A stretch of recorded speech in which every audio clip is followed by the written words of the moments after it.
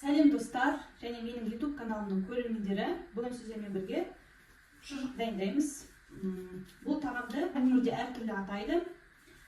Бізде батыста, яғни Ақтөбеде шұжық деп аталады. Шұжық дейміз. Мына жерде мен керек заттарды дайындап қойдым. Мінекей бізге фарш қажет болады. Күріш, осы ойда жуып дайындап қойдым.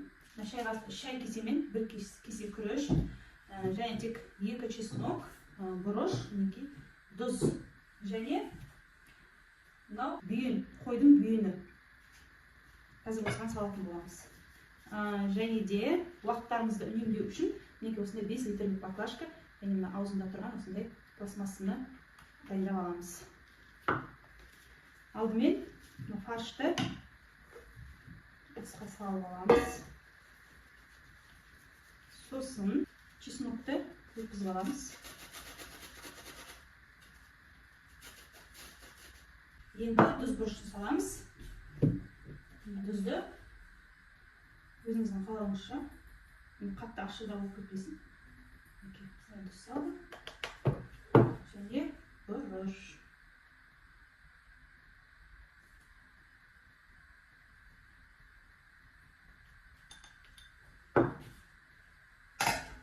Сосын жаңағы жуылған күрішімізді салып, жақсылап қолымызбен араластырып аламыз. Тұзы, бұрышы жақсылап араласу керек. Өзіңіздің қалауыңызша лавровый лист қосуға болады. Тез және оңай дайындалатын осы шұжық өте дәмді. Барлығын жақсылап араластырып алдық. Енді бүйінге саламыз. Бүйінді қайта-қайта тап-таза болғанша жуып аласыздар. Қайтадан теріс айналдырасыз. Жаңағы 5 литр баклажканы өткізіп аламыз мына жерден.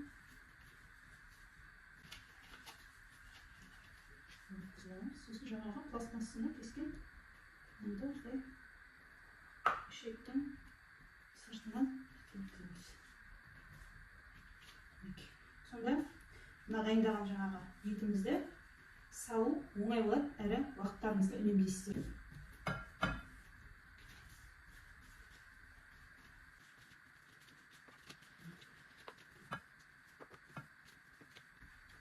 Оңай әрі тез дайындалатын ас. Су қайнағаннан кейін 1 сағаттай пісіріп алсаңыздар уже дайын болып тұрады. Сосын бұны бүйінге салғаннан кейін қаттан ығыздап салмайсыздар. Күріш деген өседі ғой. Нені бүйінді жыртып жіберу мүмкін. Сол үшін бос тұратындай болу керек.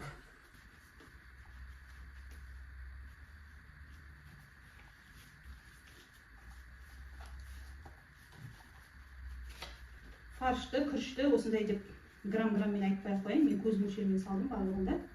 Енді ол бүйіннің өзінің көлеміне де байланысты.